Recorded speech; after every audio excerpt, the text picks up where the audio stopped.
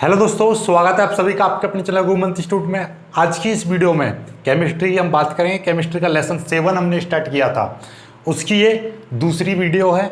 इस वीडियो में आज का टॉपिक हमने रखा, यानी कि पहले हमने जो पहली वाली वीडियो में हमने पी ब्लॉक के एलिमेंट्स, इस चैप्टर का नाम था, तो पी ब्लॉक के एलिमेंट्स के बारे में सब कुछ जानकारी दी थी, सामान्य जानकारी। कितने वर्ग में पी ब्लॉक के तत्व हैं, कौन कौन से वर्ग का हम अध्ययन करेंगे, तो बताया था 13, 14, 15, 16, 17, 18 ये आपके वर्ग हैं जिनमें पी ब्लॉक के एलिमेंट्स पाए जाते हैं। लेकिन हम इस अध्याय में केवल और केवल 14 वर्ग, 15 वर्ग, 16 वर्ग, 17 वर्ग, 18 इन 4 वर्गों का अध्ययन करेंगे। तो आज हम स्टार्ट कर रहे हैं वर्ग 15 के तत्व। वर्ग 15 में कौन कौन से तत्व आते हैं कल भी बताया था, जिन्होंने वो वाली वीडियो नहीं देखी है वो जाकर देख लें। और ये देखिएगा, आज मैं तुम्हें उस दिन मैंने बोला था कि चित्र लगाऊंगा उसका अवस्थाणी का, लेकिन नहीं लगा पाया। तो आज देखो आपको दिखाई दे रहा है, ये आपके जो कोने पर जो है वो आपका, ये जो साइड में जो दिखाई दे रहा है ये आपका क्या है, पी ब्लॉक के एलिमेंट्स। अब इन पी ब्लॉक के एलिमेंट्स में हम बात करेंगे वर्ग 15 के तत्व। पी ब्लॉक के एलिमेंट्स में वर्ग 15 के तत्व में कौन कौन से तत्व आते हैं? Nitrogen, phosphorus, arsenic, antimony, bismuth. Antimony और ये क्या है? Bismuth, Bi। क्या है ये? Bi। क्लियर है बात? तो इस तरीके से इनको देखो, मैं फिर से नाम बता दे रहा हूं इनके, nitrogen, phosphorus, arsenic, antimony, bismuth. तो इसका नाम याद रख लेना, एंटीमनी, ये है बिस्मिथ। ठीक है, बाकी सभी तुम्हें याद हो जाएंगे। क्रमांक की बात करें, ये क्रमांक हैं, ये इनके मैंने इलेक्ट्रॉनिक विन्यास लिख दिए हैं, जो कि मैंने कल आपको होमवर्क में भी दिया था। बहुत से बच्चों ने मेरे पास सेंड किया था। अब मैसेज बहुत सारे आते हैं व्हाट्सएप पर, इसलिए देख नहीं पाया था, लेकिन काफ़ी बच्चों को मैंने चेक किया था।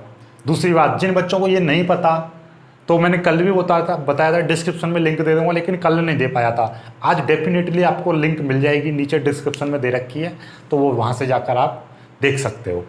ठीक है, तो इनका पूरा विस्तार से बताया, बहुत ही बारीकी बातें बताई हैं, तो आसानी से आप इसका इलेक्ट्रॉनिक विन्यास करना सीख जाओगे। तो ये इलेक्ट्रॉनिक विन्यास हो गया। अब हम बात करते हैं कि इन तत्वों को हम याद कैसे कर सकते हैं, तो उसकी हमने ट्रिक भी बताई थी। नाना, पापा, आंटी सब बीमार। फिर से, नाना का मतलब नाइट्रोजन N से, पापा का मतलब P फास्फोरस, आर्सेनिक आंटी, सब का मतलब एंटीमनी, और बीमार का मतलब Bi बिस्मिथ। नाना, पापे, आंटी सब बीमार। तो ये इसकी ट्रिक होगी जिसके द्वारा आप इनको याद कर सकते हो। अब आपका नया अध्याय प्रारंभ होता है, वो क्या है कि इन तत्वों को हम, पहले तो ये कॉम्पिटिटिव एग्जाम की 2 बातें खत्म करो कि इन तत्वों को हम यदि क्या कहते हैं, निकोजेंस कहते हैं। क्या कहते हैं? निकोजेंस कहते हैं। इन तत्वों को हम सामान्य रूप में निकोजेंस कहते हैं। और इन तत्वों के यौगिकों को, ये बिल्कुल याद हो जानी चाहिए, इन तत्वों के यौगिकों को निकोमाइड्स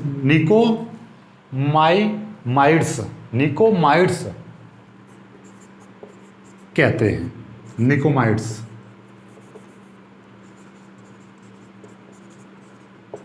क्लियर हो गई?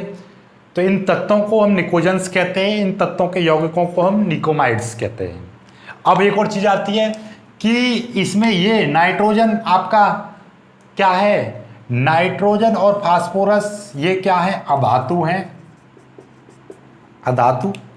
और जबकि ये जो है आपका उपधातु हैं,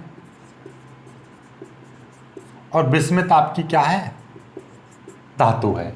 ठीक है, और वैसे ही बात करी जाए नाइट्रोजन की, नाइट्रोजन आपका स्पेशली द्विपरमाणु गैस है। तुमने देखा होगा N2 लिखते हैं हमेशा। और बाकी सभी क्या हैं, सभी को हम केवल तत्व बोलेंगे। क्या बोलेंगे? तत्व। तो ये कॉम्पिटिटिव एग्जाम की बहुत सारी बातें पता चल गई हैं आपको। अब हमारे पास में आगे की हम बात करते हैं, इस वर्ग 15 के तत्वों के हम सामान्य गुणों की बात करते हैं। सामान्य गुण, सामान्य लक्षण क्या होते हैं।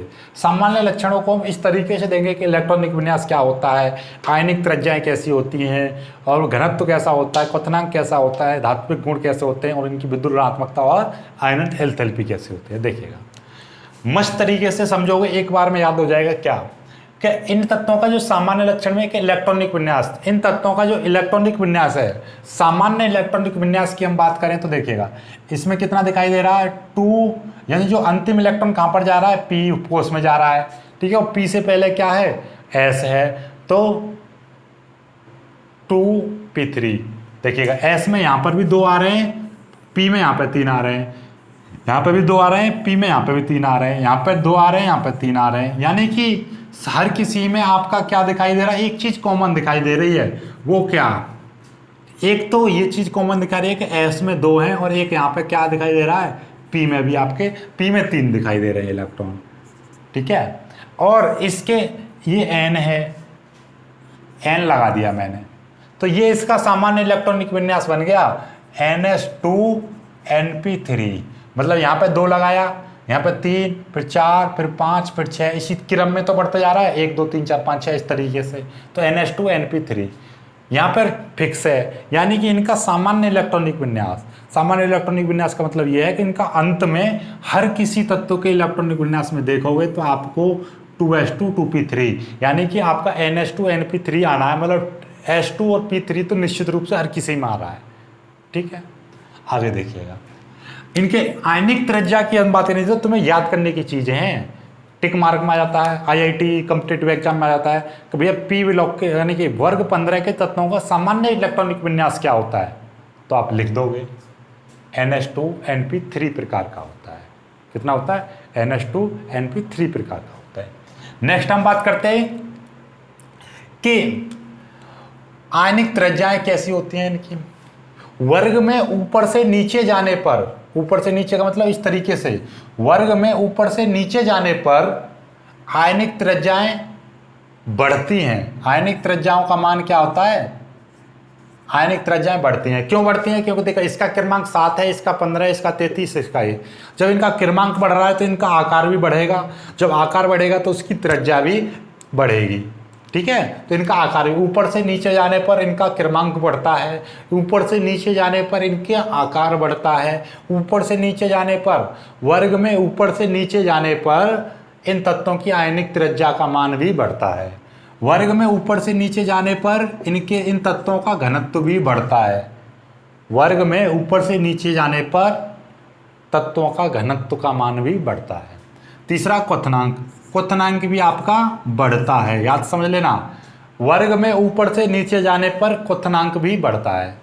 वर्ग 15 के तत्वों का वर्ग में ऊपर से नीचे जाने पर क्वथनांक का मान भी बढ़ता है। धात्विक गुण ये भी बढ़ते हैं, वर्ग में ऊपर से नीचे जाने पर धात्विक गुण भी बढ़ते हैं, यानी कि n का धात्विक गुण से ज़्यादा इसका इसका इसका इस तरीके से नीचे बढ़ता आएंगे। घनत्व, इसका घनत्व सबसे कम, इसका ज़्यादा, इसका ज़्यादा, इसका ज़्यादा, इसका ज़्यादा, सबका सबसे नीचे इसका ज़्यादा, ठीक है। नेक्स्ट हम बात करते हैं विद्युत ऋणात्मकता। तो विद्युत ऋणात्मकता घटती है, तो मतलब क्या, वर्ग 15 में सबसे अधिक विद्युत ऋणात्मकता किसकी है, नाइट्रोजन की। कॉम्पिटिटिव एग्जाम में याद रख लो, वर्ग 15 में सबसे अधिक, जैसे आ जाए क्वेश्चन आ गया NP, ऑप्शन दे रखे हैं AS और BI, तो निम्न में से किस तत्व की विद्युत ऋणात्मकता सर्वाधिक है, तो आप टिक लगा दोगे नाइट्रोजन। नाइट्रोजन की जो विद्युत ऋणात्मकता है वो सबसे अधिक है, ठीक है। फिर उससे कम इसकी, उससे कम इसकी, उससे कम इसकी, और सबसे कम इसकी है BI की इनमें, ठीक है। तो ये बढ़ती है विद्युत ऋणात्मकता, क्या होती है, बढ़ती है। विद्युत ऋणात्मकता का मतलब क्या है, बढ़ने का मतलब ये है कि सबसे अधिक जो विद्युत ऋणात्मक तत्व है वो कौन सा है, आपका नाइट्रोजन है। क्लियर है बात, आगे देखिएगा। घटती है, विद्युत ऋणात्मकता के घटने का मतलब समझ गए कि सबसे अधिक विद्युत ऋणात्मकता किसकी है, नाइट्रोजन की है, और सबसे अधिक किसकी है, इसकी, सबसे कम इसकी और सबसे ज़्यादा इसकी। क्लियर, आगे देखिएगा। आयनन एंथैल्पी भी आपकी क्या है, घटती है। घटती का मतलब क्या है, सबसे अधिक आयनल एंथैल्पी किसकी होगी, नाइट्रोजन की होगी, और सबसे ज्यादा आयनल एंथैल्पी किसकी होगी, इसकी होगी।